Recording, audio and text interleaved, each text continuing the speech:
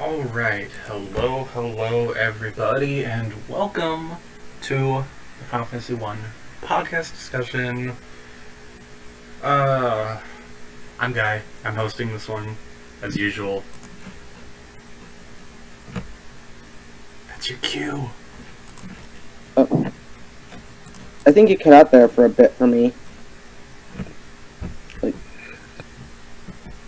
Just introduce yourself.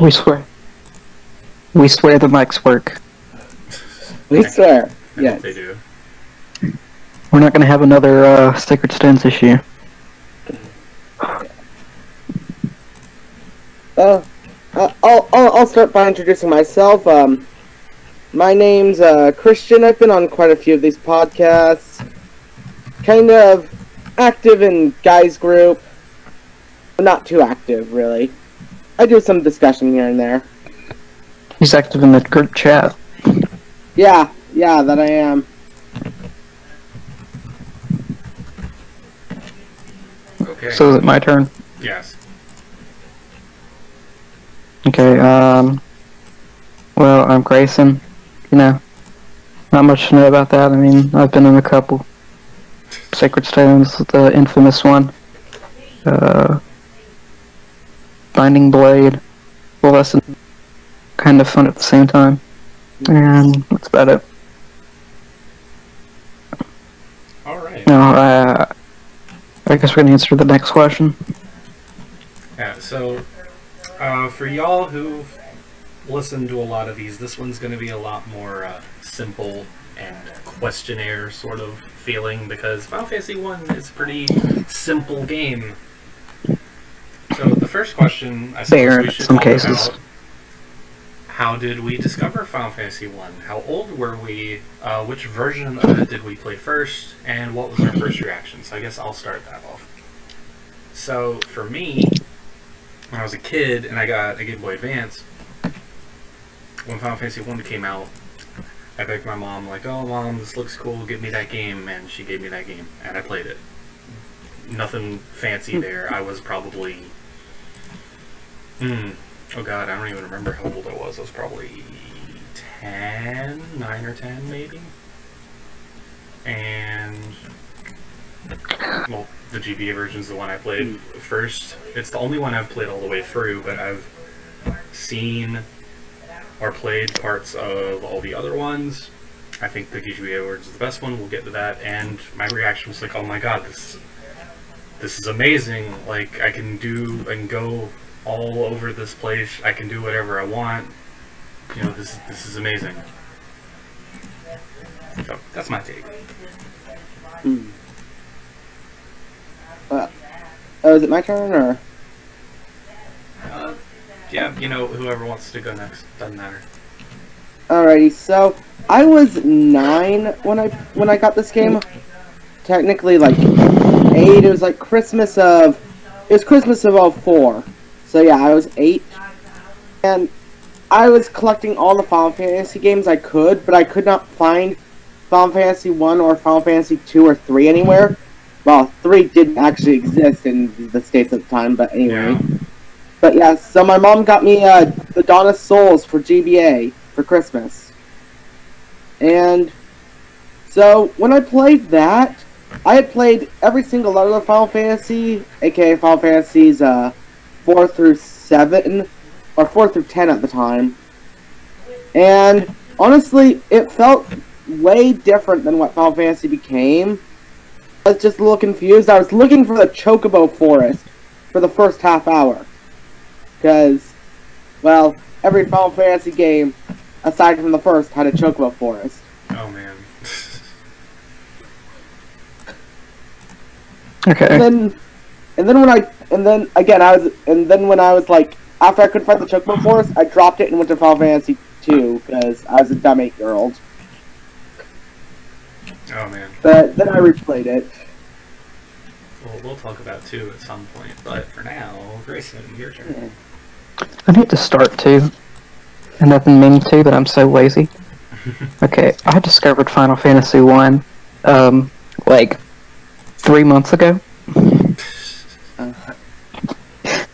So, like, I have before then I had played a grand total of, I guess, technically, let me think, 1, 2, 3, 4 technically, but 2 of those I only got halfway. Those 2 being Final Fantasy IV for the DS version. Don't fucking touch that game, by the way. I've beaten it twice. Final Fantasy IV itself is good. Don't touch the DS version. Ever. Final was the other game I got halfway through, and fun fact, it is one of 3 games I've ever traded in.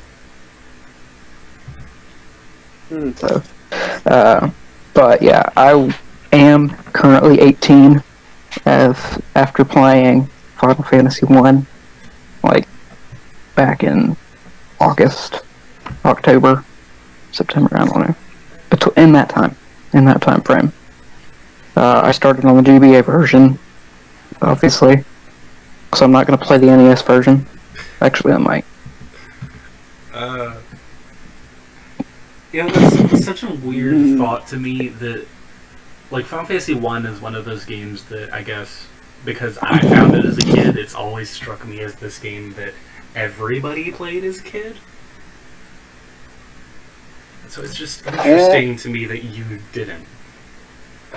I don't know why, too, because, like, I am a massive fanatic, but I have just this year started Dragon Quest VIII and the Dragon Quest series in general, and I've only played about 4 Final Fantasy games. Man. I've also, but I have played every Kingdom Hearts game and every Fire Emblem game, except for 12. I'm kind of with you on that boat about Dragon Quest, Grayson. Like, I've just barely started it. Like, I think I'm about halfway through 5, but... I love playing Dragon Quest, but I have no idea how I never knew about it before. Like, it's strange, because RPGs have always been my thing, but if I count my actual list of RPGs I've played, that list is kind of small. Same here. But that's probably due to the fact that I love replaying every game that I have under the sun. Played Soul Silver like 8 times. I have played Explosive Sky like 4. Played Final Fantasy Tactics like 4 times. Which one? The original Final Fantasy Tactics or Tactics the Advance. Tactics Advance. I've never played Tactics Advance, but that... But you have played Final Fantasy 1, which we're supposed to be talking about right now. Yes, yeah, that's exactly. true. I was just about to say that. Okay, yeah, my first reaction of Final Fantasy 1 was, it's pretty neat. Seems a little bare in some cases compared to some of the older Final Fantasy games. It doesn't have the, time-based system that, Final Fantasy, I think, 4 introduced. That's correct. And went until 6. That system actually went through to 9, and then... Yeah, through to 9. I thought 7 was still, Nope, 7, 8, and 9 are ATB as well. Yes, But they are. 1, 2, 3 are the traditional turn-based ones until 10. What the hell is 10 counted as? 10 is kind of a weird strategy hybrid, but... Well, It's based off of speed, like Tactics Advance, but I have no idea what the term for it is. 10 system is weird, I'll tell you about it later, but for now, the main thing is that 1, 2, and 3 were the ones that were traditional turn-based, same as Dragon Quest. Nice and simple. Oh man, Dragon Quest. Okay, I guess we should go into the legend. The legend, yes. So, I don't know what I was thinking when I came up with those labels, but that's what it is. So, Final Fantasy 1 is kind of interesting in terms of the series, in that it doesn't really have much of an overarching story or... Well, I don't want to say it doesn't have a theme, I think it does, but it doesn't really have so much of like a logical chain of events that tell you a story together as it does, here, you did this thing, now go do that thing, and then that thing over there. It's very... It's more of an adventure than a story. So that's why I phrase it that way. So out of all of the things you do on this adventure, I'd like all of us to say what some of our favorite moments from that adventure were. So for me, one of the most memorable things is when you first go to the Temple of Chaos and you fight Garland, and then you rescue the princess, like, right then and there, like 10 minutes into the game. It's like, that's usually something that fantasy tropes, especially from back in the 1900s, would save for the end of the story. That would be it. Like, oh yay, you killed the bad guy, you saved the princess, hooray, you're done. Final Fantasy 1 does that But at the he's very just the first beginning. And Then the king comes up and he's like, yeah, the world's kind of crumbling to dust. You know, saving the princess was just to me to allow you to actually go and save the world. yeah, you know? exactly. And I thought as a kid, and I still think now that I actually know a thing or two about, fantasy literature, I think that's a really cool kind of reversal of what you would expect. So that would be one moment for me. Another, I guess I would just say too, another really, really cool moment for me was getting the Oxyale and being able to breathe underwater, and that little cutscene that plays when you're going down to the sunken shrine, like, that just looked really, really cool to me. It just is burned into my brain. Oh yeah, I was actually taken aback a bit by that scene because I was like, wow, this is GBA graphics. How does this look decent? Mm-hmm. Uh, I really Oh like that man, dungeon getting too. the airship was ooh. Oh, that's a Yeah. good one. yeah. One thing I'm glad, like, Final Fantasy in general almost always has an airship, and I think it's cool that they almost always have an airship because it's something that, like, I haven't seen much in any other video game. Because most forms of flying in other fantasy-based video games is some mythical dragon demon of ancient lore, or in Pokemon, just a random-ass Pidgey. Random-ass baby bird. You know, the airship is still, like, my favorite, like, fantasy mode of transportation. It's just, like, because it's always the fastest, like, even when games give you other alternatives, like Final Fantasy V giving you the dragon, and I'm just using these as comparison. But, yeah. Like, they give you other forms of transportation, they just don't feel as good as flying through an airship, you know? One of the things I definitely like about the airship is that there's limits to where you can land. Yeah. Like, you could fucking fly anywhere, but you can't land in the forest or on the mountain or in water. Like, you have to land on pure plains. I feel that kind of makes sense, like, thinking about it, because imagine if you landed in a forest and trees, like, broke into your interior or whatever, you know?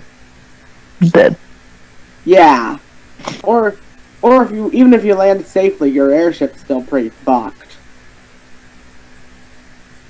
Yeah, Yeah. that was one of the things that I thought was kind of annoying as a kid, but now that, like, I'm older and I can understand why things were done, I think that's an interesting decision, because even, like, when you're given so much of that freedom with the airship, you have to think about, like, how you're gonna walk around somewhere, because you have to land, You can't just... like, sometimes fairly far away from where you're actually trying to go, just because it's You surrounded can't just by land in front of, like,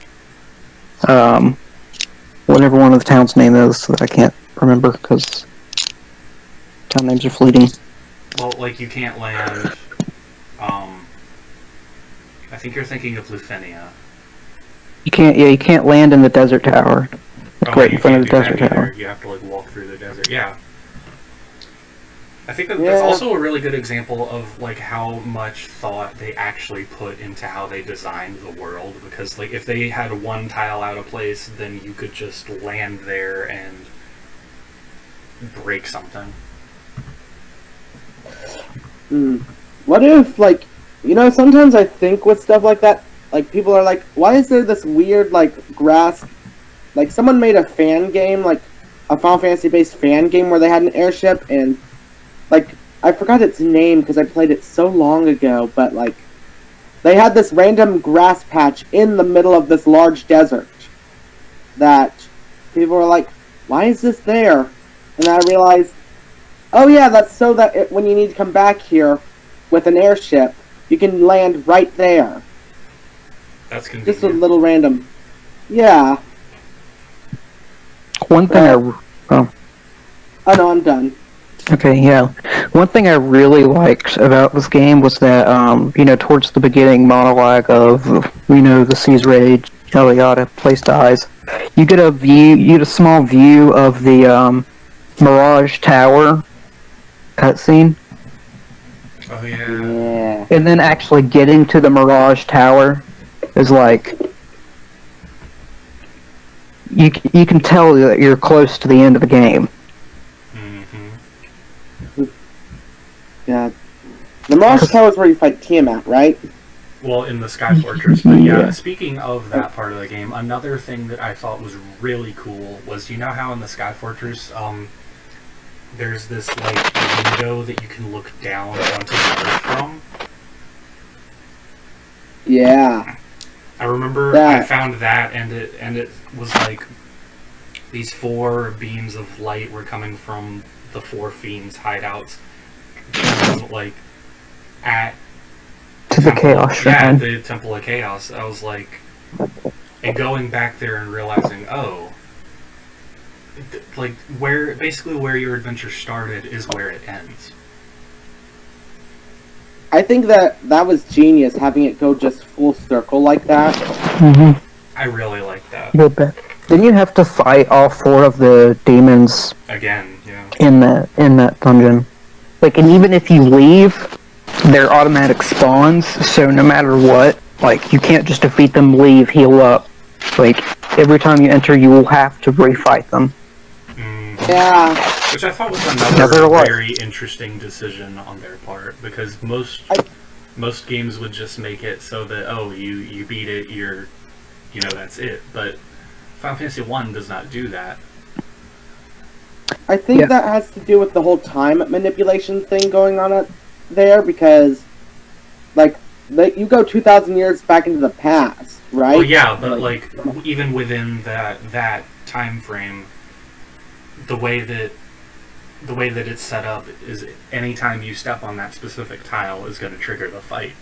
Like, even if you've already defeated them in that instance. And I really like, I kind of like the concept of forced spawns.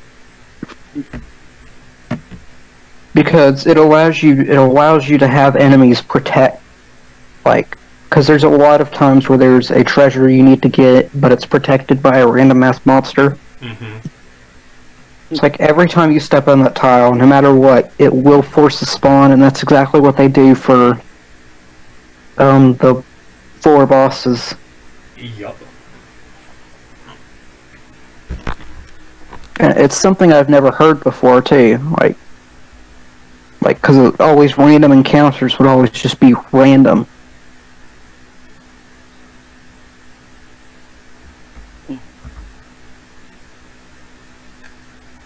Okay, next question. So I think the next question might be the hardest one to answer, but most games, even if they don't have like a specific plot in mind, they're usually trying to say something. So what do we think Final Fantasy 1 is trying to tell us? I'd like to hear y'all's answers first on this one. The message of Final Fantasy 1. That's a good question. Like, because honestly, the game, as we've discussed, the game is super bare bones. Like, it doesn't really have much of a story. But This is this is that the one. I had a lot of trouble thinking of. This is the one question I thought of least, because it was like it was the hardest, so I kept pushing it back into the back of my mind. The message that Final Fantasy 1 is trying to tell us.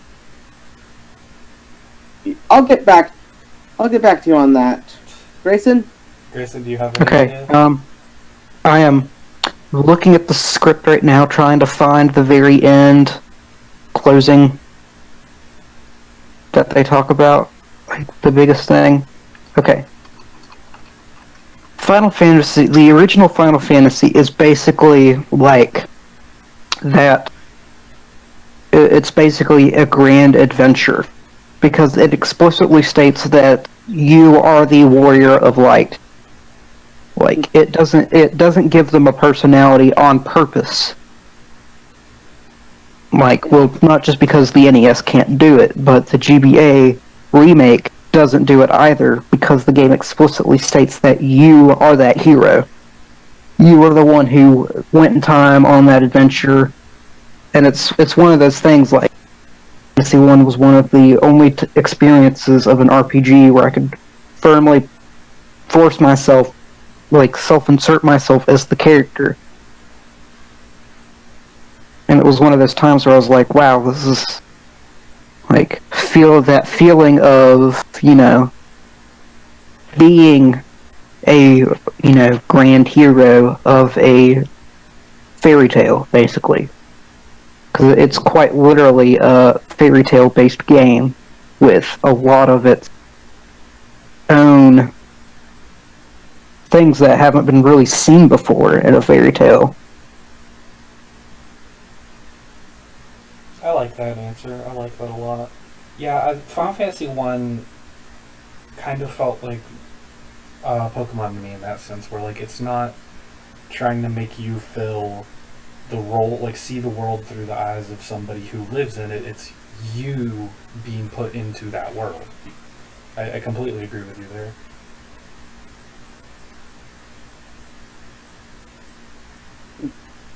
And also, I think it inserts you as the first warrior.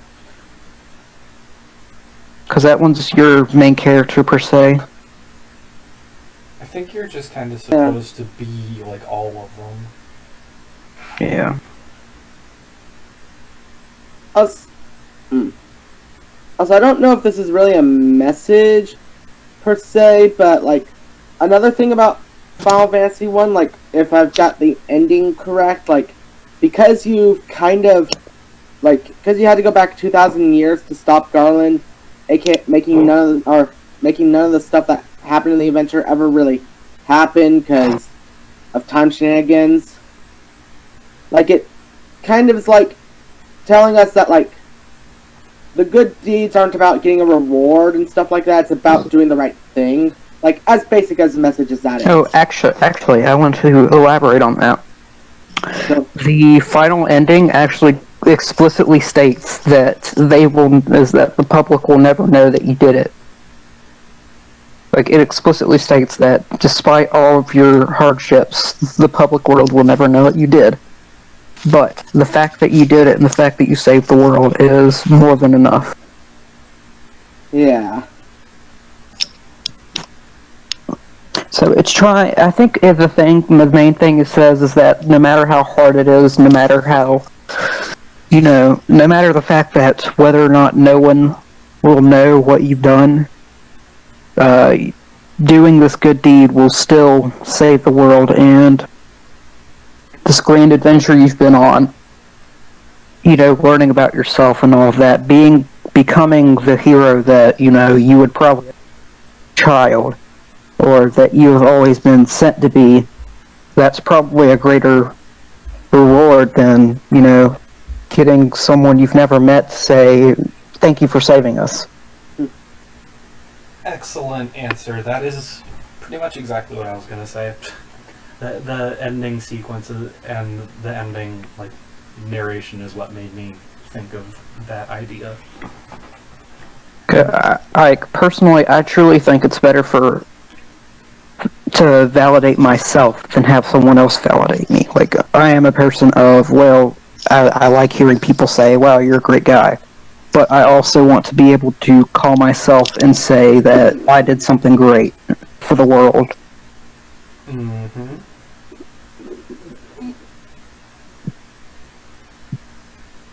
Okay, and what impact do you think Final Fantasy 1 had on games to follow? Actually, did anyone think before skipping? No, that is the next question. And by like games to follow it, I don't just mean the rest of the Final Fantasy series. Final Fantasy. I mean, like games in general. Because Final Fantasy Okay, 1 well- was obviously fairly early on in the NES's life. Well, kind of in the middle of the NES's lifespan, but the NES was also the first home console. So it was the first time that people could bring video games to their home and experience them whenever they wanted to. And obviously, Yeah, I know of literally no one who owns a Commodore. a game that old that people still talk about today, that a series that it started still runs today, is gonna have a huge impact. Probably. I mean, you can look at Final Fantasy 15 and say that it's like almost completely like different from Final Fantasy 1. But the core belief of Final Fantasy, not gameplay wise, but the message of Final Fantasy being a grand adventure is taken to the extreme in Final Fantasy 15 because it is 100% open world until Chapter 7 when it becomes more linear. But even during those linear parts, you're exploring parts of the world you've never explored before. And you're even returning back to your own home in Final Fantasy 15. Like, none of that has ever changed. Like, it has always been about the adventure, not the saving this blank person. Because I don't know of many Final Fantasy games that actually have you save a specific, like, princess of, you know, ancient lore or anything with a king, because a lot of the times you are a king, prince, whatever. Well, not in Final Fantasy, actually. Oh, it's funny that you bring up 15 because, sorry to interrupt you. The director of Final Fantasy 15 and the writer, Hajime Tabata, his favorite game is Final Fantasy 1. Oh, see that? I was right. Yeah, and that was basically his mindset while making Final Fantasy 15, was to try to make pretty much a modernized version of Final Fantasy 1 in a way. And, like, I really love the way that the monsters are truly cared about in Final Fantasy 15. Like, I know a lot of other Final Fantasy games had some really great monsters, but if you're playing, like, Final Fantasy X, and you're encountering a giant-ass behemoth, like, not even halfway through the game, and you take it down with ease, I mean, after that, like, what else is there? Like, giant-ass, like, but, like, in Final Fantasy 10 or 15, the bigger the monster, the more fucking overpowered they are. Yeah. Like, there's, like, the very end, like, post-game, you fight mountain. Yeah. Like, I saw that. and that kind of is the same thing in Final Fantasy 1 in a way, because from what I remember the last time I played, like, smaller monsters like goblins and stuff went down with Weaker. ease, Yeah. but Then the Gigas, I think they're called, are harder. Gygus is, Gigas, you're right. Gygus is the villain from Earthbound, never mind. It's pretty, oh yeah, it's Gigas. Yeah. Gigas, whatever. Because ogres, Yeah, evil but eyes. yeah, I think, one of the best things that, and I'm not sure if I can entirely give this to Final Fantasy 1, but, like, again, like, kind of a good, like, one of the things I think Final Fantasy had an impact with was final bosses that have, like, a final form, you know? Like, because a lot of RPGs after Final Fantasy 1 started having final bosses that were like, ooh, you've beaten me once, now here's my ultimate form. Which is a pretty badass way to end stuff, if a little overdone now. But I mean, I'll be honest, Arden is one of my favorite bosses, one of my favorite final bosses in any video game. You He's know, the first- speaking of the overdone thing, though, well, one thing about Final Fantasy 1 is I've seen a lot of people that go back to it after having played later Final Fantasies or just later RPGs in general. They're like, oh, well, I don't really like Final Fantasy 1 because it's so it's just so full of cliches, and it doesn't really seem like it does anything on its own. People have to realize Started those cliches. this is the game that invented most of those cliches. Like, and I think that ties into what we're talking about here. I think it says a lot when you can go back to something like that and you get that impression, like you've seen a lot of it, I guess, from your perspective before, but that's because so many things took inspiration from this game. One thing, I think, a character I think that really represents Garland a lot is Golbez. I Yes. completely agree with that. Because the entire time, Golbez, like, he was actually a knight of the character of, the king he betrays. And then he becomes the main, like, of course in Final Fantasy 1, you completely forget about him. Like, I legitimately forgot about him. Despite having that fact that he's the true final boss spoiled for me, I forgot that he existed for a while. Like Golbez, he's present the entire goddamn game, and it's like, it is hyping him up to be this ultimate supervillain that you cannot do shit against. And he literally punches Cecil away, like, 14 feet. Tella uses the ultimate meteor and dies from it and barely scratches Golbez. Yeah. Like, Yeah. it takes Rydia to come in with multiple grand summons at her will to even hurt him. And he still gets back up and achieves like his intended mission at that time. Like, he grabs the crystal from you despite, like, he's almost always a step ahead of you. And the thing that mixes in with Garland and other multi-battle bosses in the game, in the series, is that like, Garland basically wins a little bit. Like you kill him, wink wink, but then he gets saved, and his mission is basically him accomplishing from ancient times until you finally discover what the hell's going on and what started it all and how to prevent it from happening. But, like, it's one of those things where you defeated me once, but now I'm going to make sure that you are not going to have a fun time fighting me again. Yeah. And it's one of the, it's like just the change from the first boss, from Garland being the first boss to him being the final boss. Like, you have all of this experience under your belt, you've defeated so many ancient monsters, but the fact that he's one of the harder bosses in the entirety of the game, despite being the first and the last at different points, is like, he still retains that I'm really a powerful man despite all of your experience. I myself have experienced. Well, you could also see that he kind of has, in a way, leveled with you if you, like, think about it, you know? Yeah. Like, it's why I love that. It's something that I love about Garland being the first boss, is that he is, again, like, weak, kind of like you guys are at the start. Your guys are at the start.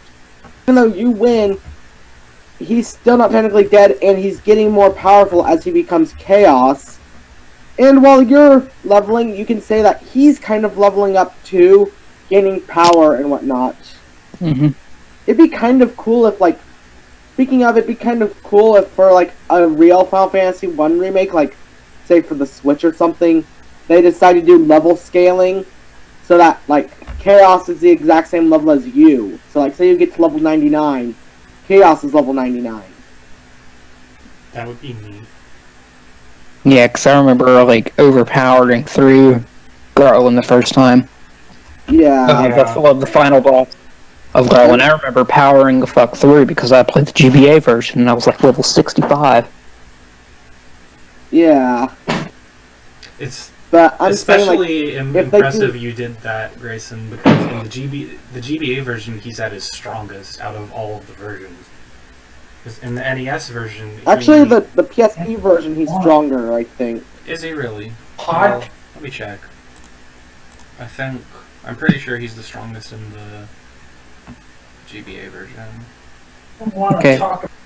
But all I know is that I had a white mage at 999 HP Yeah, when I you fought him. did. The PSP and Didn't the you GBA also- versions are exactly the same for Chaos. Oh, okay. I keep thinking that they're different because they added a new boss version, but that's another story. Nope.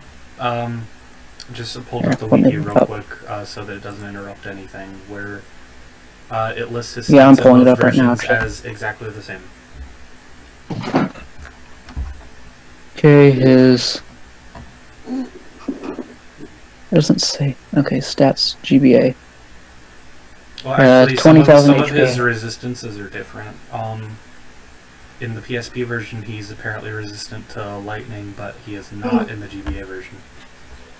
Speaking of Chaos, though, I kind of like the impact that he has on like the entire franchise as a whole, because he kind of is permeated throughout all the other Final Fantasy games, even if he's not actively there. Like, because like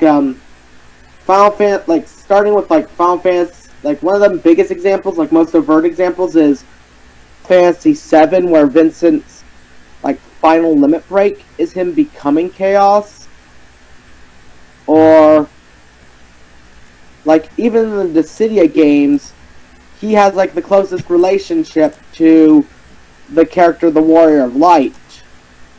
Remembering like, and like even though you've defeated him in like Final Fantasy 1, he's now become a god of like that realm, the Dissidia realm. And then there's Sin in Final Fantasy X.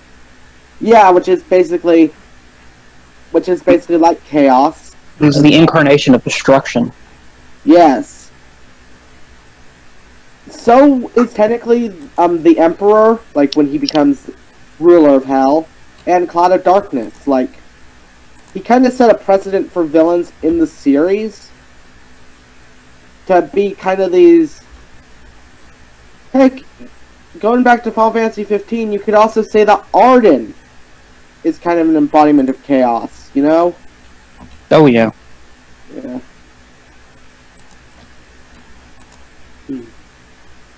So I think Yeah, the thing that Final Fantasy...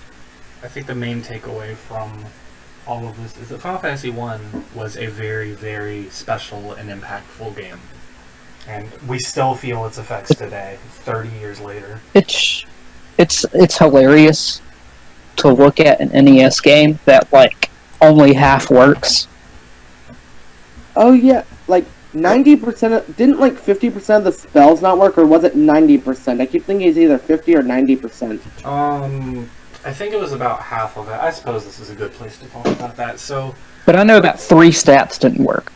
2 stats didn't work. It was luck and intelligence.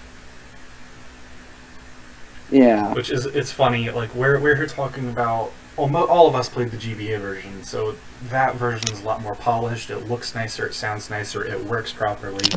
The NES version is the one that started everything, and it's like the first Pokemon games. It's super broken. It just doesn't half work, and it's kind of amazing to look back on it and think, like, oh my god, this to be fair, broken little pile of code had such a massive impact.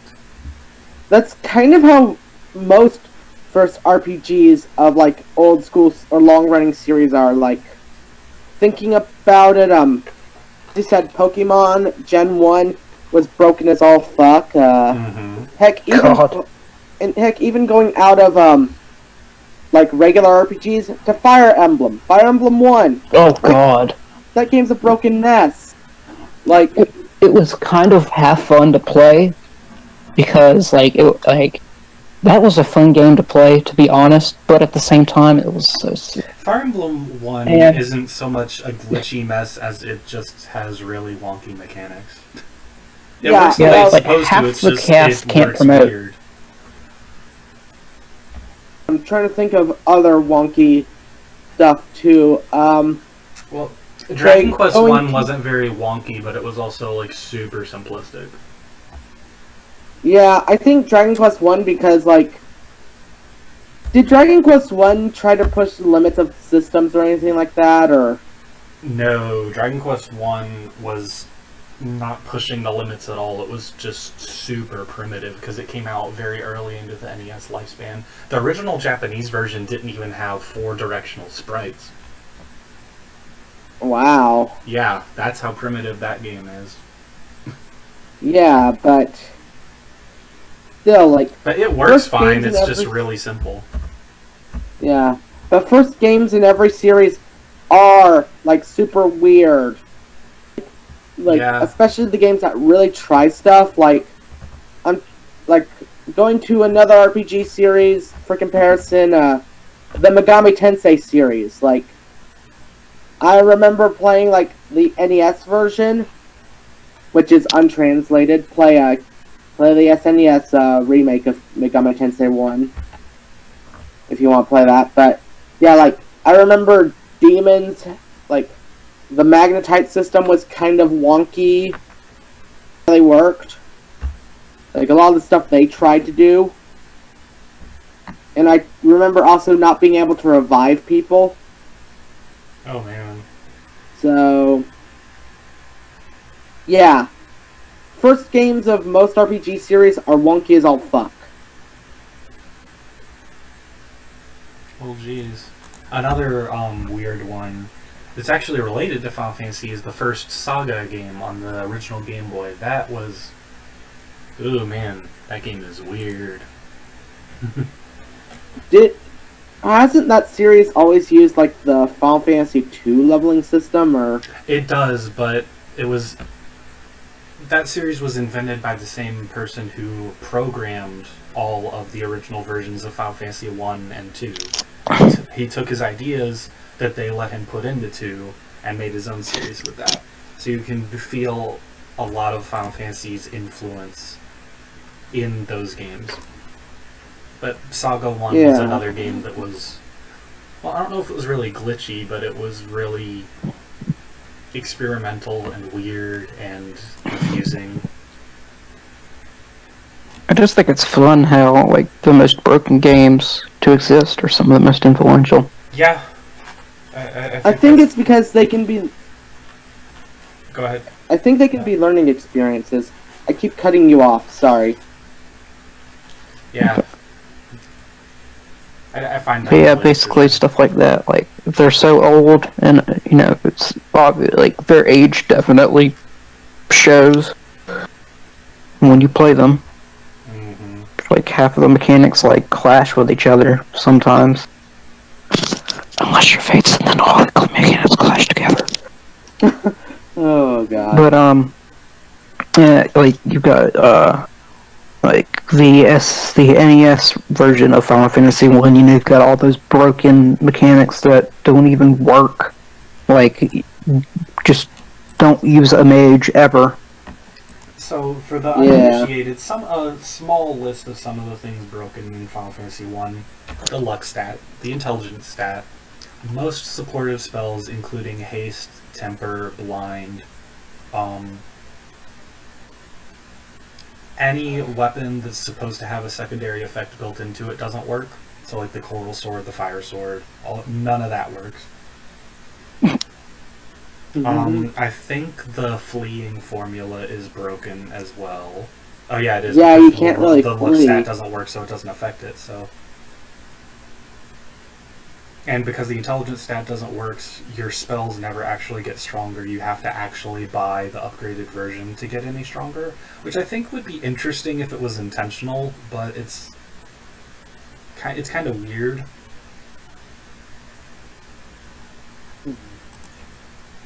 I'm gonna see if I can find anything else because that's definitely something we need to talk about in this game. Yeah. Because talking about all the different versions, anybody who's listening who hasn't played it is gonna be like, oh, well, what version should I play? Not the NES one. Anything. Never with the play the one. NES one. Play GBA or play fucking, what was it? The PSP version. The PSP version is really good too. I mean, they're the same version basically, but a few more added bosses and added dungeons make it a lot more fun.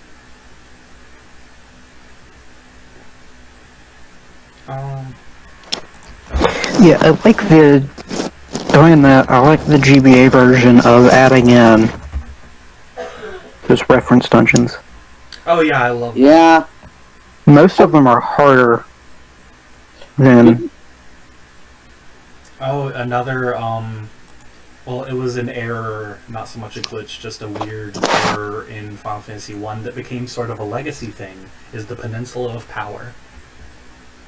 Oh yeah. So, to dive into the coding side of things a little bit, not the themes and writing and all that, the way Final Fantasy 1 was programmed, at least on its overworld, was that like the map was divided into these perfectly square chunks of tiles, and each chunk had its own separate encounter table for like what you would find in random encounters.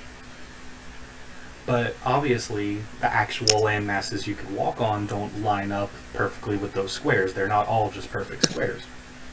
So there was one point in the original where if you just went up to the north, there were a few tiles that would be in the next chunk up, which you're not supposed to get into until way later into the game. And you could use that, if you could survive the encounters, you could grind very effectively off of that, and a lot of people like to do that. You know, I actually thought, like, recently, in my most recent replay, that Peninsula of Power was a reference to the Ultima series, because Ultima 3 purposely had a Peninsula of Power that had super tough enemies, but if you could kill them, you gained levels almost instantly. Huh, that's interesting. Apparently, also, it was, the term itself was coined in an issue of Nintendo Power that talked about Final Fantasy 1. So maybe it was intentional. I thought it wasn't. But it was also... Yeah, I'm pretty sure it wasn't intentional. It appeared in Final Fantasy 2, 3, 4, and 6. But not 5 or anything else. Oh, you know... So that's a shame. Speaking of stuff that kind of had an impact in from Final Fantasy 1, crystals, like the whole That's thing about thing. Crystals.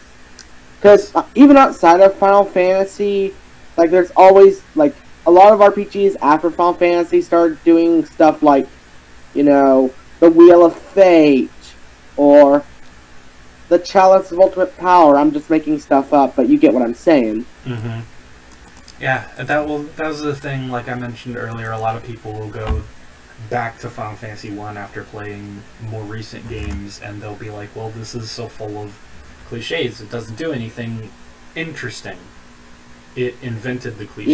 Yeah. All of these other games you see that have, like, the Four Warriors of Light, or the Elemental Crystals, or Save the Princess, all of that comes from here. It's like, and the crystals thing was another thing that Final Fantasy kind of identified itself with in later games, and then just kind of dropped. Like they did that in 3, 4, 5, and then they just kind of dropped it. They actually brought it back in 9. They used it again in 12. They used it again in 13 to an extent. Oh yeah, 13 14 and 15. Yeah, 13 did. I forgot about that in 13. And 9 and 12 are the two that I have not. Well, I haven't played 15 either. So yeah, the ones that brought it back are the ones I'm missing. Well, there you go. Yeah, I mean they didn't bring back the job system you like, but that's another story. Oh well, that's fair. And also, the crystal thing is also used in almost every single spin-off of Final Fantasy. Like my personal third favorite game in the series, Type 0. Like that whole war revolves around the crystals because of how the crystals impact the story and what the crystals do to the people. Oh. Which... Well, one thing I want to point out, sorry for interrupting, is that in Final Fantasy when they start with the crystals, which is something that not many other games do. Oh yeah, there is that too. You start with them and you have to like reawaken their power. You don't have to actually go physically find the crystals because you've already got them. Yeah. I like that.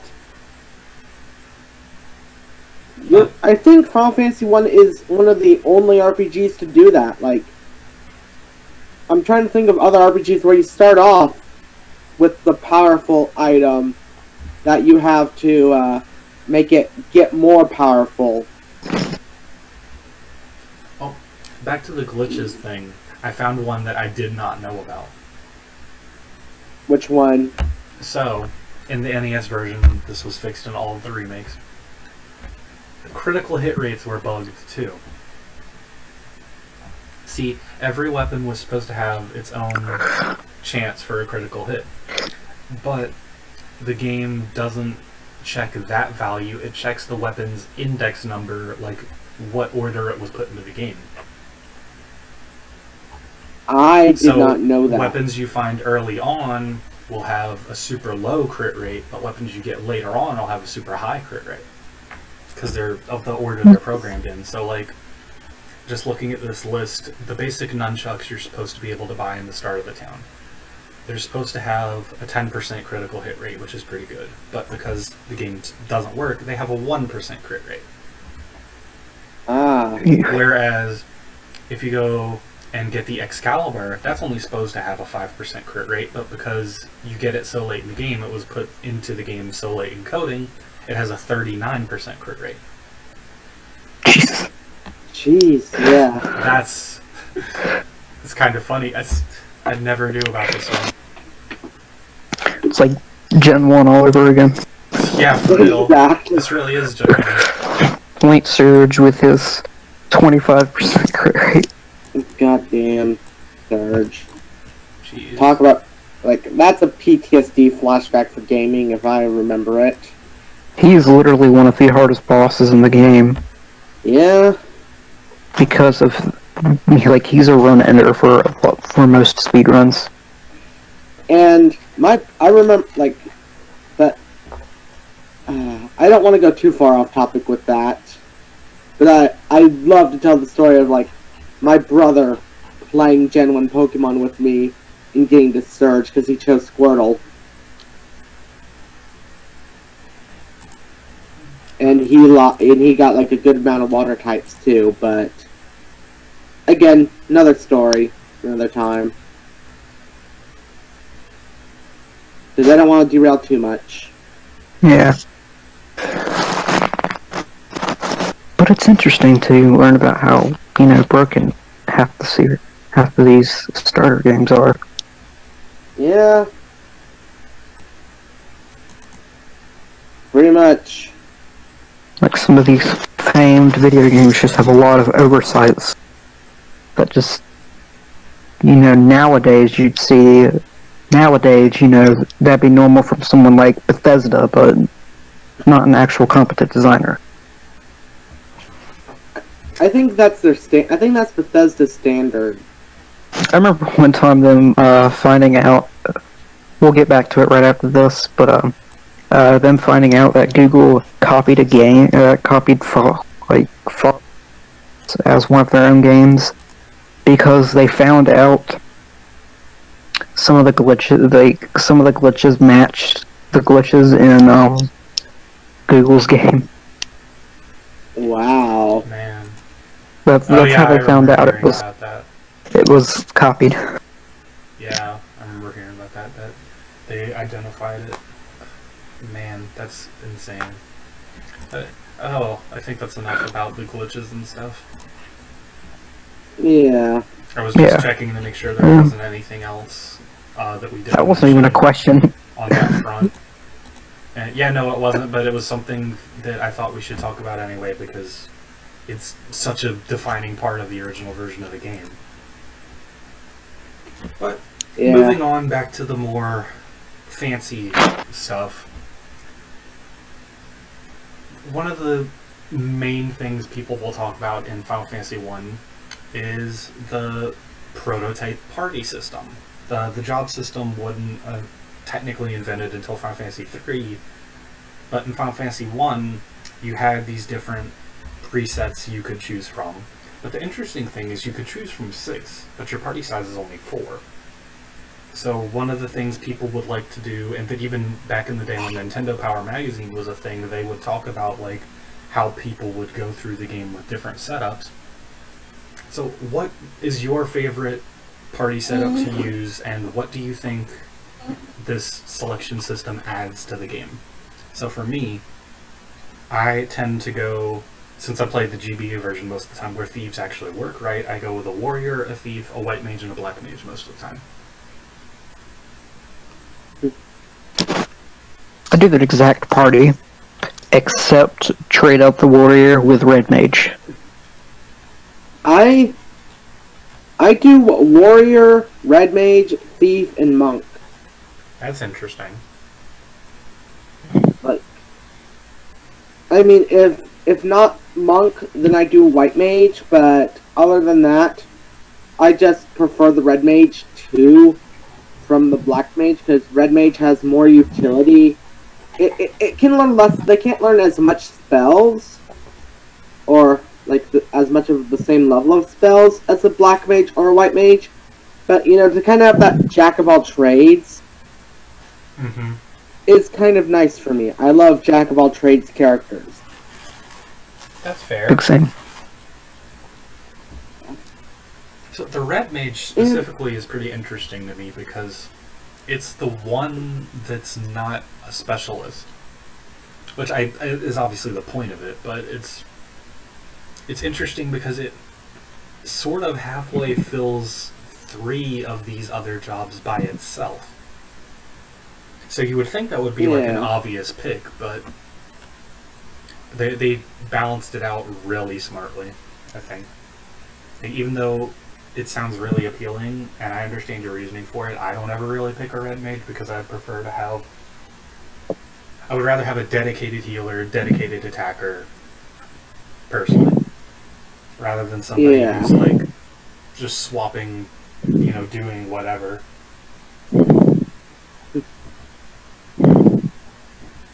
And then there's those masochists who go through the game with 4 white mages. Oh, God. I actually did that once. How'd that work out for you? I got to the Kraken. That's impressive. Yeah, but then again, it was kind of easy to... Like, Lich was easy to take care of with 4 white mages. That's fair. Because, like, Lich... Undead creatures basically got fucked. Yeah. Yeah. Because of the DS spell. Mm-hmm. Yeah, that's fair. Yeah. But even then, it wasn't as fun because I couldn't use... what was it? Couldn't use good weapons, and being reliant on like white magic when they can barely deal damage is not good. Yeah. Yeah, that's... Though I did run away from pretty much every battle that wasn't an undead monster.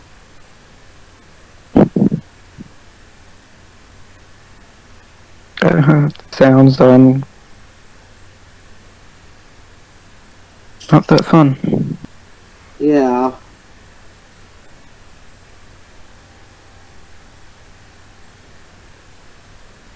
Yeah.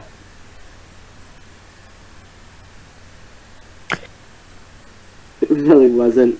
No, yeah, but yeah, for some strange reason, what happened to me was that my white mage had the highest health out of everyone.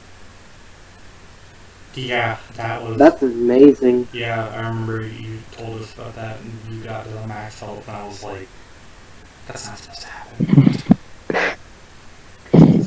This That's not supposed to happen. That's. Yeah, my black mage ended up having the lowest, obviously. My white mage usually has the lowest. Funny enough, like the highest I ever had on a white mage was about like 405. Or something to that extent, but my black mages usually have like the inverse problem of their HP being like super high, while their other stats end up getting pretty low. Mm-hmm. Again, it's why I prefer the red mage over a black mage in Final Fantasy 1. Because personal experience, which I know usually means jack shit, from personal experience, red mages have just always been, like, helpful, even if they're not the best. Well, even from an actual stats perspective, the red mage has a lower, like, magic output than a black mage, but has a higher physical damage output and can support, which is what the black mage can't do. Yeah. He could serve, like, the red mage can serve as a secondary healer. Well, see, I think that's what makes this system interesting, because you can't have all 6 jobs at once. So you have to pick sort of what your priorities are going to be, which I think is especially interesting if you're going in blind, you haven't played the game for the first time, because then you're just kind of carrying, assuming you don't have or you didn't read the manual, because today nobody has it, and as kids nobody read those anyway. I actually was one of those weird kids that did. You have... Wow. Get off of my podcast right now. Dude, I'm just gonna say, growing up in Austin, Texas, I was the only kid I knew that played any RPGs. Jeez, man. Reading the manuals. Ugh. The manuals were interesting. Ugh. Anyway. If you didn't do that, like a normal person, and you didn't play the game before... I will fight you, but... Then... all you're going off of when you have that screen in front of you is just, oh, well, that looks cool, that sounds cool, I think I might know maybe what that possibly does. So it's interesting that the game makes you make such an uninformed decision. Because, at least to me, a large part of what makes RPGs work well and so appealing is the informed decision making. But here, you don't have that information. You purposely don't have that information. So what do? You pick the guys who look cool and you see how it works.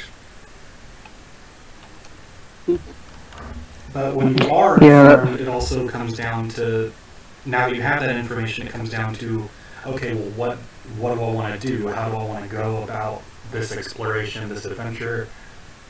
Do I want a red mage who can do a little bit of everything, so if I get in a pinch, he can help me get out of it? Or do I want everybody to be specialized? And there's 3, like, pure physical classes, the warrior, the monk, and the thieves. But you can only have, well, you could have all 3 of them, but assuming you're going balanced, you only get 2 of those 3. So which one gets left out and why? It creates a lot of replayability and a lot of thought before you're even actually playing the game, and I always think that stuff like that is really interesting. Yeah. Also, can we talk about like the promotions of each of these classes too? Yes, we absolutely can, because that is something that a lot of traditional RPGs didn't really ever do. It's more common in strategy games, but it's not a thing that a traditional RPG ever really does. So I thought it was really cool as a kid. Yeah, and another thing that I like about it is that it's completely optional. Yeah. Like, you can completely go throughout the game and miss meeting Bahamut. I did. And miss making your party, say, a white wizard, a Paladin. And speaking of, I love how these classes these promotions kind of improve on their base class's biggest weakness. Like, Paladin makes a warrior better resistant to magic attacks and gives them white magic to be helpful. While a black wizard allows you to be more powerful black mage and also gives you swords, if I'm correct. Yeah, I think you Ninja get an attack boost or something. Yeah. Yeah, you get an attack boost too. Ninja allows you to use black magic and Stronger weapons. which is pretty cool. Yeah, and more weapons. Monk to whatever Monk's promoted class was. I think it's just called Master. Master, that's what I it think was. that's what it is. Monk to Master, there isn't much different. It's just you punch stuff even harder now. Yeah, pretty much. But hey, if it ain't Yeah, broke, don't that's fix it. about it. Though, speaking of the monk, I don't know if this was a thing in, the original Final Fantasy 1, but this has been a thing in, later Final Fantasy games and other RPGs, that monk classes deal more damage the less you have on them. Yes, that was a thing in Final Fantasy 1, although they also had, monks also got a bonus if you gave them 2 of the same weapon. So That too. that included So if you just didn't have a weapon on them at all. But if you gave them 2 knives or 2 nunchucks, they would get a bonus off that too, yeah, which is neat. it is. Because that's basically pushing you to make. If you're going for a monk, you're trading off some of your potential defensive power for a much stronger physical bruiser. It's this really cool opportunity cost thing. Is basically all I'm getting at here. Because obviously, Yeah. you with limited slots, putting one class on your team means another one's not going to get on there necessarily. 2 are going to be left out no matter what you do. Yeah. That's just really neat.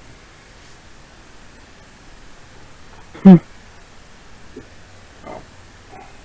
Are we ready to move on? I'm ready. Alright, so the next thing.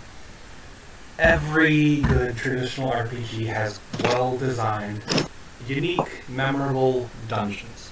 Dungeon.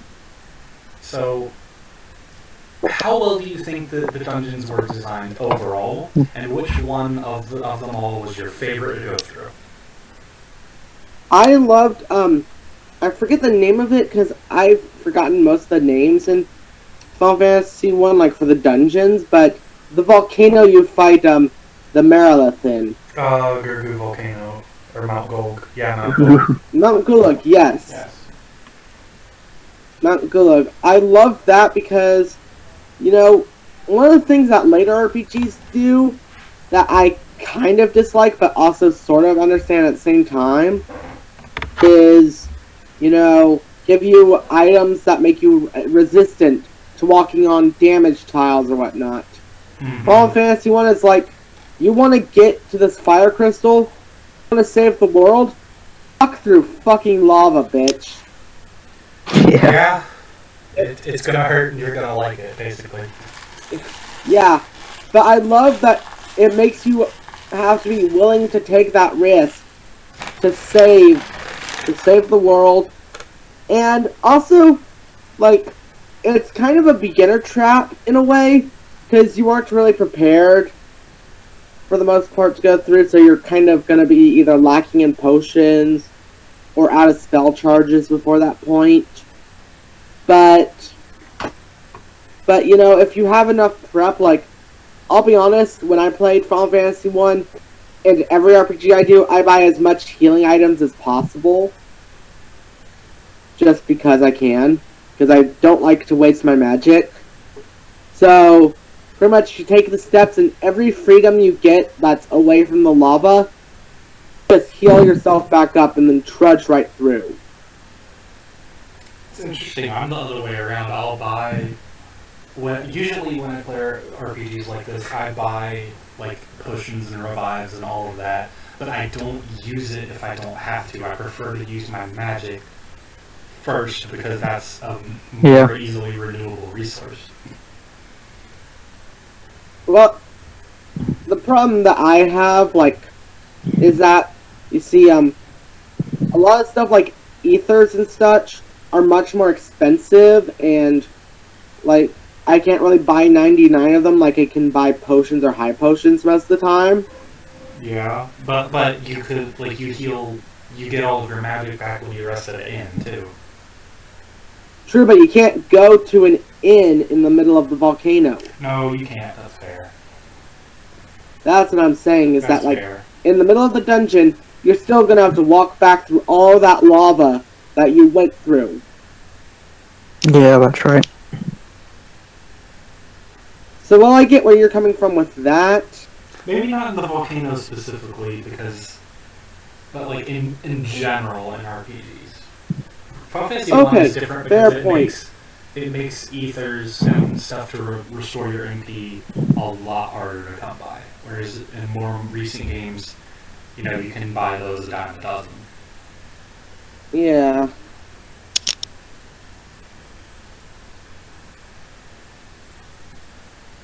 But for me, I guess, overall, I think the dungeons are designed pretty... They vary. I think the issue Final Fantasy 1 had is because it was so early on in gaming history, and its main inspiration in Dragon Quest was a lot more of a simple game that didn't really have that many dungeons. I think the issue Final Fantasy 1's dungeons face is they have a lot of open space and don't really do much with it. They don't, but I feel like that's partly intentional. That it's weird. It's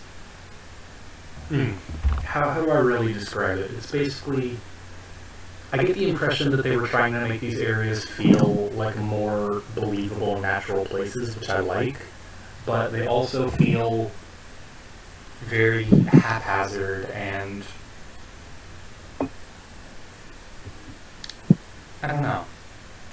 I'm a little iffy on how I feel about the overall design, but I think my favorite of them all. I can't decide between Sunken Shrine and the Flying Fortress. I really like both of those areas. Well, I'm just gonna say, Flying Fortress, due to my own personal memories, was my least favorite dungeon. Did you find Warmack? That's not why. I found Warmack and I kicked his ass. The problem was, I kept getting lost in the dungeon, cause... Oh, yeah. Well, yeah, the Flying Fortress is kind of evil, because it has, this one corridor, or, set of corridors that'll infinitely loop around if you don't go the right way, so that's annoying. It's kind of like the Lost Forest in Fire Emblem Gaiden. Yeah. Pretty much, bring a map or get fucked, guys. Yeah, pretty much. Yeah. They got that from Dragon Quest too. The road to realms like that. It's... Oh man. It's evil. But thematically, I really like... Well, yeah, I really like those two places. One of the things I like about Sunken Shrine is that you start on the middle floor, and then you have to go up to get the Rosetta Stone, and then you have to go all the way back down to get to the boss. Which is something that most dungeons don't really do. They're just kind of either this open expanse puzzle box sort of thing, which Final Fantasy 1 doesn't really have that many puzzles, but later games do. Or they're just kind of a linear path. You just follow the path, and that's all there is to it. So Sunken Shrine is different. And then there's the Sky Fortress, other than, being evil and having those looping corridors. I think that's really cool, and when people complain that Final Fantasy like 6, 7, 8 kind of went more technology infused, steampunk, I guess you would call it. I point to the Sky Fortress in Final Fantasy 1, I'm like, they've always done that. Yeah, Final Fantasy's always been a mix of both like sci-fi and fantasy, if you will. Yeah, Like, but you know, Final Like, they are Steampunk doesn't both- sound as catchy as Final Fantasy. yeah, well, there's also a specific reason for the name Final Fantasy, Yeah, I know, but we all I know. Grayson, what about you? What do you think? Well, I'd probably have to say, probably the Flying Fortress, to be honest, just because of the soundtrack. Tiamat, fighting Tiamat was Tiamat was probably the hardest boss I had fought in the game. Because honestly, like up until then, I had been just flying through the game and just like thinking, "Oh, this game's just really easy." I don't know, like this is one of the easiest Final Fantasy games I've played, and then fucking Tiamat comes out of nowhere, and multiple of my party starts to die, and I'm just like, stop. And then the Mirage Tower. Ooh, I loved the Mirage Tower. ooh, Yeah, that I know this is about our favorite dungeon, but like this one's probably got like Final Fantasy 1 probably has one of the best records of just multiple. Hmm.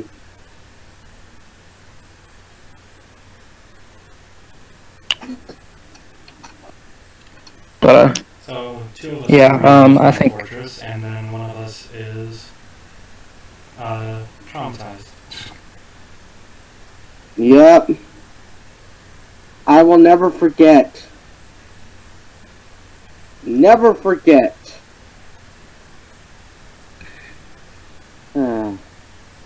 rest in peace. You know, to be fair, I felt you on that because at that point I was like, what am I doing? Where am I? And then I just decided, you know what? I'm gonna leave the dungeon. I'm gonna leave the floor and re-enter. I couldn't Looking- even leave. I Yeah. didn't even know my way back. Yeah, that's why I tried to walk back, but I just ended up using this black mage spell that allowed you to go up a floor. Yeah, and people will say, why not use a guide? Well, my family had a weird rule when I was a kid. Like, when I was a kid, that Oh, I heard about that. the first time you play a game, you're not allowed to use a guide unless it's a puzzle game like Myst. Or stuff like that. So, pretty much, I was like, oh. And also, my internet in 2003, I didn't know how to use a computer. Or 2004. Didn't really learn about computers till, like, I was, like, 10. I was like 6 or 7 when we got our first computer. And we had dial-up internet. I had a computer all my life, I just didn't know how to use it, because my family was weird about game time and computer time. We only got, like, 30 minutes of computer and an hour of video game time. Oh, okay. Yeah. So that explains a lot. I didn't have any weird restrictions like that. I just remember, as a very small child, the first, like, I didn't really look up anything for games on the internet as a small child, but when we got our first computer, we had dial-up. Oh, man. Jeez. That's off topic, but man, that makes me feel old. Anyways. We are old. Jeez. Okay, so do we have anything else to say about the dungeons? Oh, well, I wanted to go back to this. We brought up earlier. The first boss is also the last boss, but the same is true for the dungeons. The first dungeon, Oh, yeah, it's not really Chaos much of a Shrine. dungeon because you literally just run up the garland and that's it. But when you go back to it at the end of the game, you go back into the past and it's not ruined anymore. It's completely intact, and it's this whole like several floor labyrinth. I really like the Chaos Shrine too. Yeah. I think that place was pretty well designed because it was supposed to be like the end of the game gauntlet, and it is fairly linear and has the rematches with the 4 fiends along the way. So I really like the Chaos Shrine. That would probably be second or third for me. But anyways. Okay, next topic. We've started in these podcasts talking about the music a lot, and Final Fantasy I's soundtrack gets referenced a lot. So, what's your favorite? I'm actually going to go what's your YouTube favorite, a couple of them real music quickly. track in the game, and what do you think? Every piece adds to the part of the game it takes place in. Okay, mine is going to be like. Mine's not like for a specific part of the game, but it's the world map theme. Like, that's my favorite music track in the game, next to Matoya's Cave. Because, like, honestly, one of the things that I feel like RPGs can mess up on at times is making you feel like you're going on a grand epic adventure. Final Fantasy 1's, right off the bat, makes you feel like, ooh, time to go see where the road takes me next. Like, and you're just like, kind of gives you like a vibe of, like, your 4 party members are close friends, and like, I'm stumbling on myself right now, but like, it feels like wherever you're gonna go next is gonna be an awesome place, thanks to the music. Yeah, I think I get what you mean. The music helps you get pumped up for the next phase of the adventure. Well, for me, one of my favorite pieces of Final Fantasy 1, I like the whole soundtrack. Like, I really genuinely think I like the whole soundtrack, but my favorite parts of RPGs tend to be the battle themes, and that's true for Final Fantasy 1. I really, really, really like the battle theme. Oh. Oh, yeah. I also really like the boss themes that they added for the remakes, because the original NES version didn't have any.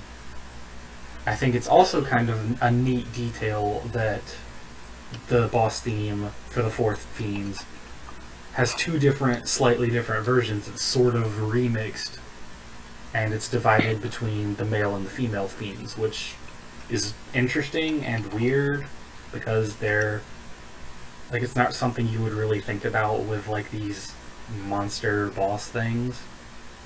Because, like, the only one that even has an obvious gender is Merilith. Yeah. But apparently Tiamat is also female. Apparently. That's what the game says. Well, Tiamat is female in Dungeons and Dragons too, if I'm correct. Yeah, that's probably what it is, because Final Fantasy 1 took a lot of influence from Dungeons and Dragons, but it's just, it's interesting to me that they chose to do 2 separate themes and divide them based on that.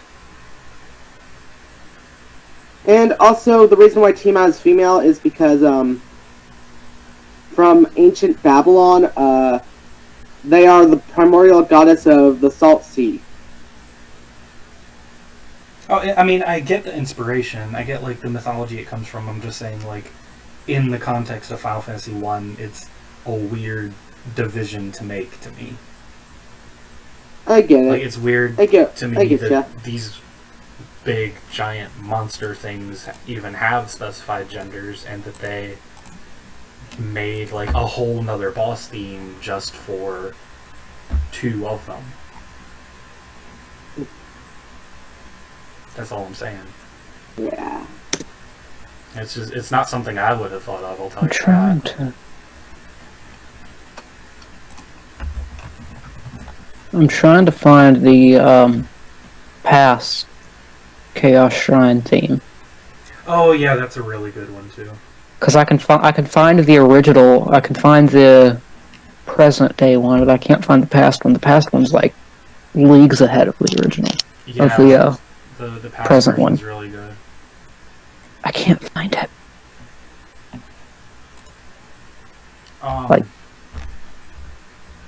Another one that I really like.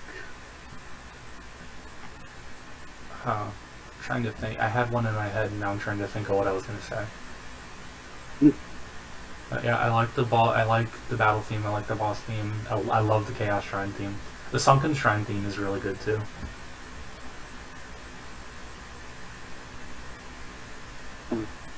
Oh, I feel the that. overworld map theme is really good too. Yeah. I was trying to remember the chaos.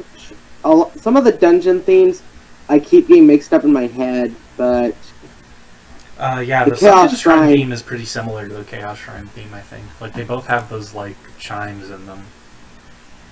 yeah. Oh, another, oh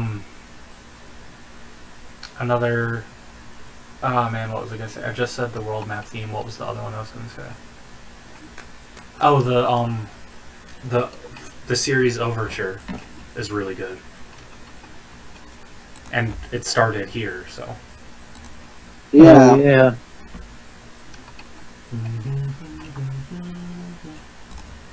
It's really good. Catchy. Don't worry, I'll find it one day. Eventually. You'll find it as soon as the podcast is over. Yeah. I- Well, I'm searching through that Brawl BRS TM guy's channel, the one who posts like the OST of Yeah. everything.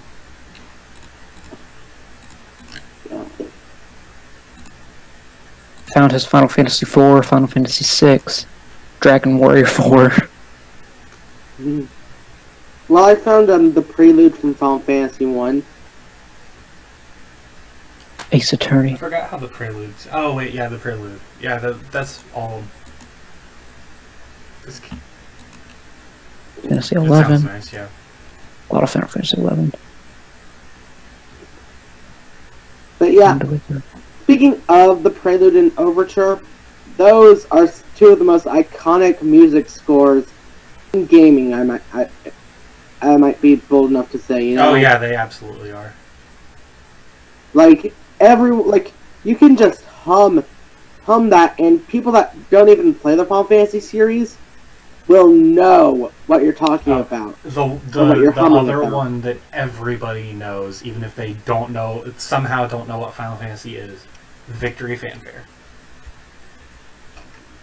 You can't talk about Final Fantasy without mentioning the Victory Fanfare. It's everybody knows. Yeah. Everybody has I heard it, actually even had if that they as don't my know they've ringtone. heard it.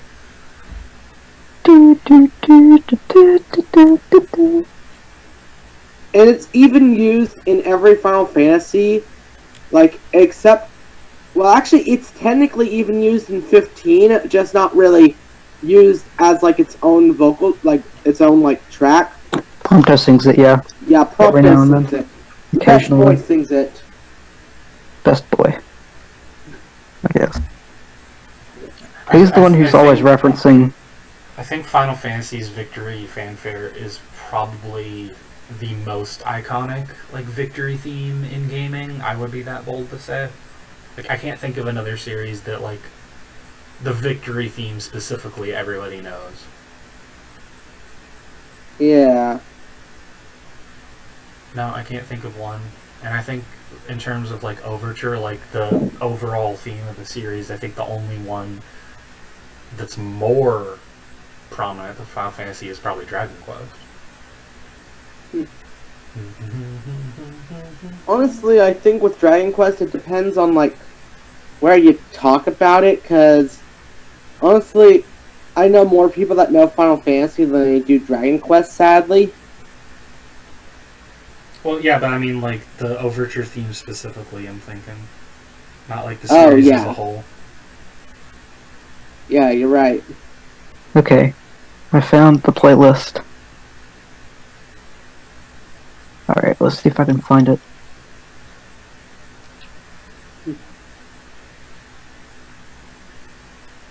Fanfare.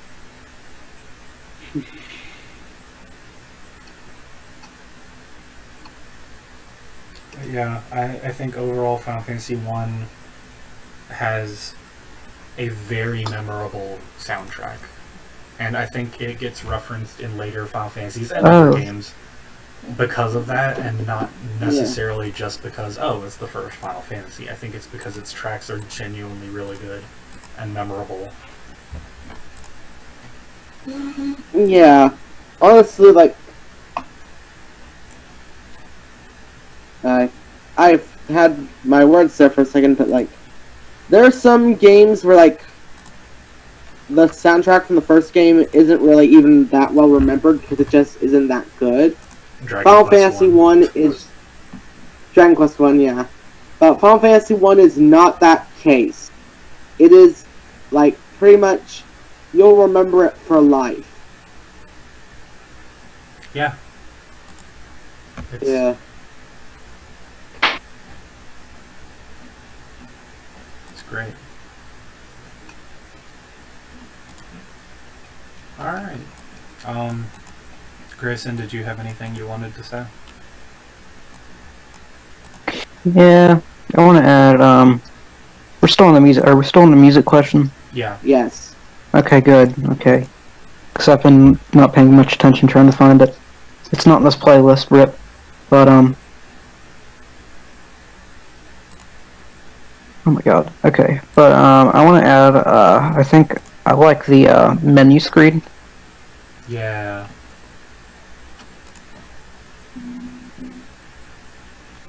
Ruined Castle is good, too. Oh yeah, the ruined castle where you fight, what's his name? Astos or something. The elf dude. Yeah. I forgot his name. I'm gonna look up his name. It's gonna bother me.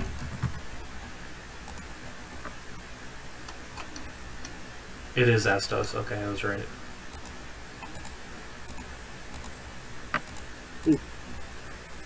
But, yeah, that's another good theme. I forgot. Yeah, Astos. You know, speaking of Astos, like going away from the music question, the village near where you face him is where I found that like nice little like the little gravestone that always has the reference in it. Like here lies Link. or here lies Erdrick. Like it's one of the two, and depending on the version. Yeah, the GBA version is Link, and I think the NES original was Here Lies Erdrick. That final boss theme, though. Oh yeah, the final boss theme is really good too. It includes themes of the original or boss battle. Yeah.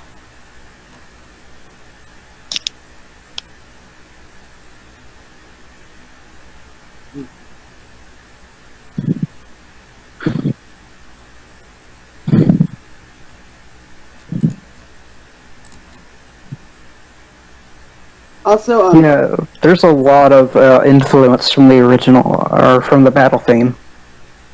Yeah.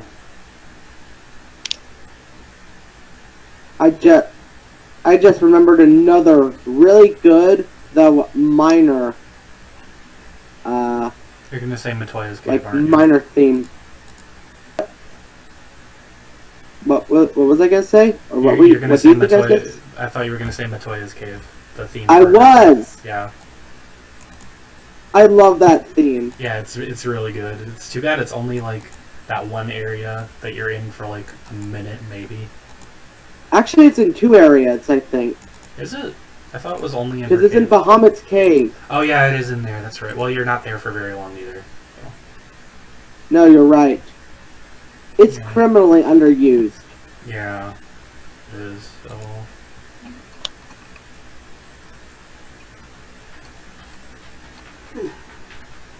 Yeah.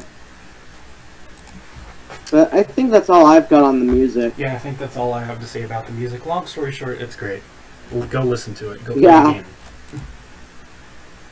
Play the game, or even if you don't like the game, just listen to the soundtrack if you're really just wanting to hear the soundtrack. Yes, absolutely. One Everybody second. listen to the game. Well, soundtrack words.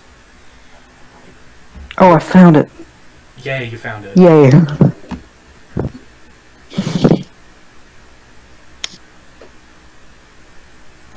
Oh, that's a harp. Yeah, it uses harp. Oh yeah, it does use. Yeah. Did you say something I accidentally disconnected? Oh no. Grayson found the thing he was looking for. Oh, okay.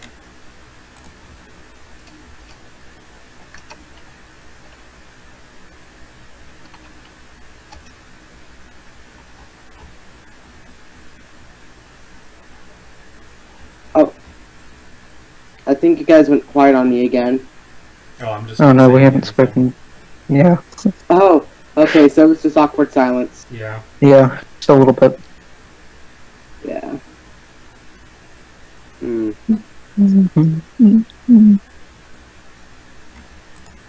So, are we ready for the conclusion? Yeah, I think I am. it's been an hour and a half. Okay. Yeah. So, the last two questions that I wanted us to talk about. Which version of the game is your favorite? Which I think we covered already. Everybody's going to say GBA version, right? It's either the GBA. GBA or the PSX, but I mean, you know, they're both basically the same. Yeah. Yeah. And then the very last question. Obviously, this game is old. This game is over 30 years old. And we're here talking about it today in 2018. So what draws you back to this game more than 30 years after its release? I want to answer first because I just want to point out the fact that I've played this game a grand total of one time. Yeah, that's fair. You don't really have an And answer. Well, okay, that one time was what 3 months got ago. you interested to play it for the first time this year? Because I wanted to play other Final Fantasy games, and I wanted to excuse myself from not playing Final Fantasy 4 DS. Hate boomer for Final Fantasy 4 DS. Like, it is one of the most poorly made, balanced. Like, it is one of the most poorly balanced video games or RPGs of all time. Like, there's just no excuse to walk to a generic enemy that has an AoE attack that does all of your health. Yeah. Yeah, no, that's stupid. Final Fantasy IV DS takes the like Shin Megami Tensei route of just fucking up the ass without lube. It's like playing Persona 5. Like, for all you people who played Persona 5, and you know that final Mentos dungeon with all of those monsters, or with Yeah. all the enemies that have brainwash. They said the Shin Megami Tensei series. Is that there's no like none of your allies, I don't think, has a healing spell to reverse the effects of some of those status effects. But yeah, what got me into Final Fantasy 1 originally was me wanting to play the rest of the series and hearing about how, well, the original first through 6 is really good and I should give it a try. And I decided, well, you know, may as well start with the OG. Give it that go.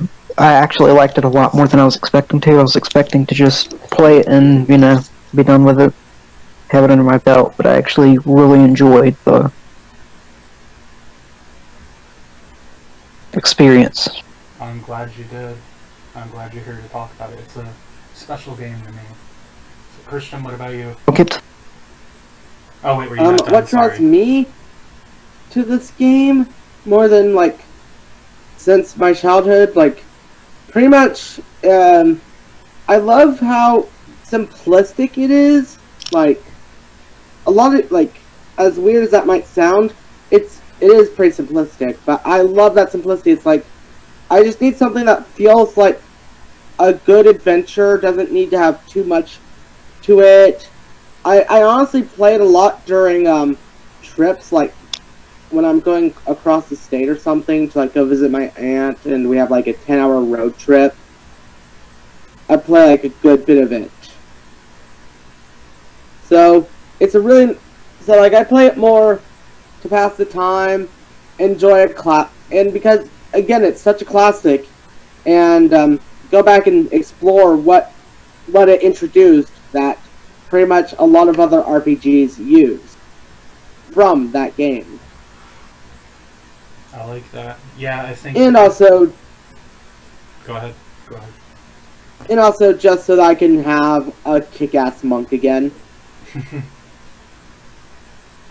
Yeah, I like that answer. I think it's pretty much the same for me. I played this game to death as a kid, but I still go back to it every once in a while just because it's, I guess because it's familiar, it's fun, it's something that I can get through pretty quickly because I know it pretty well if, I just want to kill some time.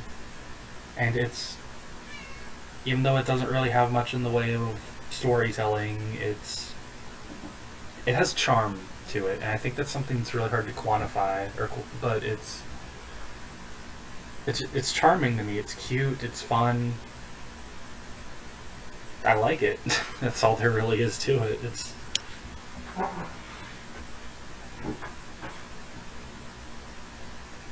And it's a classic that I think everyone should play at least once in their lives. And for as strong as the series got after Final Fantasy 1 and as many iconic moments as there are in later games, I think Final Fantasy 1 is the one that as a whole package sticks out in my head most. I can just walk through the whole thing in my head, and I can't do that with any of the others. Yeah. Partly because they're so much bigger, but also that's partly because Final Fantasy 1 just is so iconic and concise and memorable to me. And because I've been playing it for 14 years. But that's my 2 cents on it. So, anybody have any final comments? Anything? Final Fantasy 1 is good. Yes, it is good, and you should play it. Final Fantasy 1 is amazing. You should play it, or any of the games that basically might as well be considered, I jokingly call them remakes of them, like Final Fantasy 3, Final Fantasy 5. Play the Final Fantasy series Definitely in general, play people. 5, but we'll talk about 5 eventually. But for now, play Final Fantasy 1. I still have to play Final Fantasy 2. Yes, you do. You have to play 2. 2 is the one I'm looking the most forward to talking about after this, because 2 is so underrated. Do you have people for a Final Fantasy 2 or 5 podcast yet? No, I haven't signed up anybody for any of the others yet. I just kind of got some interest after the 6th one. Can I pre-register for those? I want to pre-register for 10 and 15. Yeah, I think, Christian, I think you told me you wanted to be on 2. And I need to go look and I could see run who a else Final wanted to be Fantasy on 2. 15. And I could run a Final Fantasy 15 podcast if I can get a third and fourth person to talk. And I know you're going to want to with. be on 9, but 9's going to be pretty far down the road, because I know a lot of people that were interested said to hold off until it... Isn't Nat running that one? I think she is, actually. Yeah, she's doing 7, 8, and 9, I think, but... She's doing the PS1 era. But yeah, she's going to do 8 first, because 7 and 9 are coming out. They're getting re-released early next year, and she wants people to play them then, if you haven't already, myself included. I haven't played 9 fully yet, before she gets people on board for that one, because yeah. So I'll probably want to be on board for 9. I definitely want to be on 7 after I replay 7. I want to be on board for 9, most likely after I play it. But yeah, Grayson, and if it's okay with you guys, I'd be down for running a Final Fantasy 15 podcast. You know, are more if I than could welcome find- to do that. Yeah. Yeah, guy hasn't played the game. Yeah, guy hasn't I've played not the played game, 15. but I know that Grant, me and Brandon were kind of in the whole kind of in I'm trying to word it, but you were the ones playing the podcast for a while. Small announcement for the podcast listeners right here. I'll post this in Gaiden eventually, but I am the one running the Pokemon ones. Yes, you are. And Guy has reserved every main game. So, and since I'm running them, I'm going to be in most of them, except if I don't finish Ultra Sun by then, I'll let Guy do that one. Because I haven't finished. I'm meaning to. I have it. I own it. But other games have, Yeah. filled my backlog to oblivion. I would offer to join in or stuff, but I've not played any Pokemon games since Gen 1 or Gen 7. But, I'm gonna start with Gen 1 most likely, and the Explorers of Sky podcast, which I know everyone will want to get in on. I'll probably have about 3 extra open spots for a total of 5 people. I might open it to a 6th, but yeah, there's not a lot of space for that one. Yeah, Rip. that one's gonna be pretty popular. That's gonna be the big one, to be honest. Yeah. That's gonna be the one that's gonna start at noon and end at 4 o'clock in the morning. Yeah, for real. That game just has so much content, and you could literally play the game for 200 to 300 hours and not be finished. Yeah, for real. Also, sorry, I just remembered something, pertaining to, the podcast idea that I just presented. We'd have to wait a good while before we do the Final Fantasy 15 podcast, because at least till after March of 2019. To be honest, we probably won't get through the 5th one before then. Yeah. But what I'm saying is that, the reason for that is because of the episode art and final DLC. Oh god, I need to play all the episodes. You really should. You I'll have to do that at home though, because I don't have a PlayStation here. Yeah. I gotcha. Wow. I'll discuss why objectively the best character in Pokemon. Well, thank you guys for discussing this wonderful game with me, and thanks to everyone who came out to listen. And we'll, Need to eat food. in a couple of weeks, I'll be on the Chrono Trigger podcast, so I'm looking forward to that. And then at some point down the line, Chrono Trigger. we'll be doing more Final Fantasy podcasts, 2, 3, 4, 5, whatever. So, thanks, and bye-bye. Alright.